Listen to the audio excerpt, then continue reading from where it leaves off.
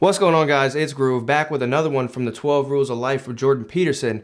And today we're going to be going over Rule 4. Compare yourself to who you were yesterday, not who someone else is today. So first, he wants to let us know that no two humans will have the same abilities and outcomes in any situation. So you could have two people who do the exact same thing and they will all get different outcomes. So you have to stop comparing yourself to others. When it comes to life, you don't want to be at the bottom. People are unhappy at the bottom. People waste their lives at the bottom. People are often sick at the bottom. But here's the trick when it comes to this bottom.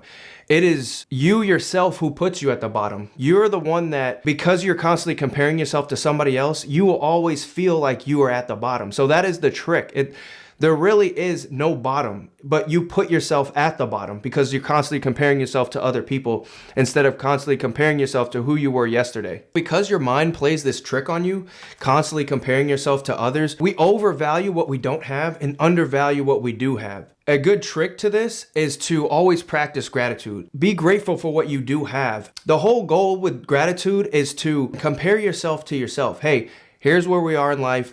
You know, I earned this. This is what I got. I'm grateful for everything I want or everything that I have, but I'm going to go get something else. You know, I'm going to achieve that next goal. Again, you're always comparing yourself to who you were yesterday or who you used to be. You are your only competition in life. And not only does gratitude keep you grounded, realizing and understanding and appreciating what you have, it also protects you from victimhood. It also protects you from resentment, you know, because you always get these bad feelings like I should have more, or they didn't do something for me, or how did they get that raise or that promotion? So constantly, you know, practicing gratitude helps you in multiple ways. So where does this even come from in the first place? Like comparing yourself to others. He talks about how this is kind of rooted in our childhood. So when we're children or when we're young, we're not individuals and we're not informed about life. In order to feel like you're going in the right direction, you're constantly comparing yourself to others and measuring yourself up to others.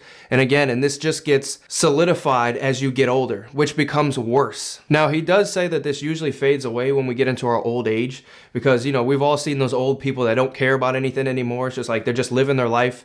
But he says we need to practice, again, gratitude to bring this, you know, earlier on in our life. We don't just need to wait till we're 60 and 70 before we don't care about anything. He says the best way to do this is not only just practicing gratitude, but understanding what you want out of life, understanding what it is you love, what your goals are in life. And so this allows you to stop comparing yourself to others. He also mentions to be cautious when we do compare ourselves to others because we don't know what type of problems they're going through in life. So you may be at work and somebody's killing it at work and you're like, man, like I wish I was them. Like they're getting all these raises and promotions and awards and people are loving them, but then their life at home is falling apart. So this next section of this rule, it kind of blew me away. Like because I've heard about this before, but he kind of dove deeper into it.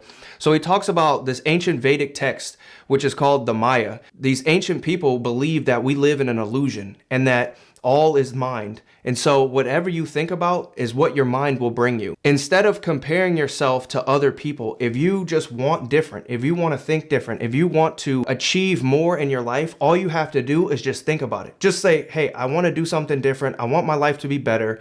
And your mind will literally present the information to you on how to get to where you want to go. I know it sounds crazy, but I really believe it. And if you think about it, we kind of do it on a smaller scale. So let's just say you're outside and you see a yellow sports car and you're like, oh man, that yellow sports car is really beautiful. I like that color.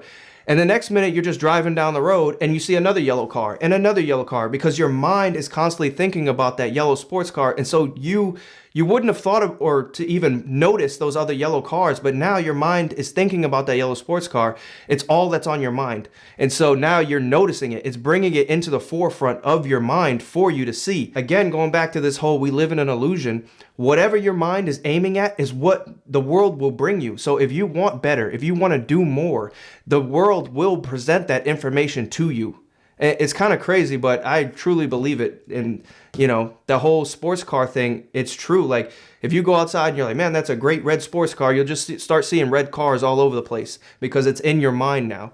And he said, again, it just works the exact same with your life. If you want better, the world will present better to you. It will bring you the information into the forefront so you can act upon that. Because this book is more geared towards people who feel like life is hopeless, he says to start at the bottom. You know, you don't have to aim huge right off the get-go. Like, look around your surroundings. Aim small. Hey, is there a pile of clothes that need to be folded? Should I clean up my house? Should I put away those dishes? Is there anything around me in the immediate vicinity that I can fix in my life right now? So if you start to put these things into practice, aiming that you want a better life, fixing the small things around you, you start to become less envious of other people. You no longer have to be frustrated with who you are. You are discovering a new you, finding solutions to small problems that you have in your life. And after fixing these small problems, you can aim a little higher over time, fixing problem after problem after problem, while continuously aiming up at a better life. From there, your life will just, over time, just get better. That's pretty much it for this chapter. I really enjoyed this chapter, understanding how to just aim small and just knock out the little things here and there while constantly thinking about wanting a better life, and how that will eventually get you to where you want to be. And you won't be envious of other people. You won't be comparing yourself to somebody else. You will be comparing yourself to who you were yesterday. And so that's it for this one. Go ahead and hit a like and subscribe if you haven't already, and I'll catch you guys in that next one. Peace.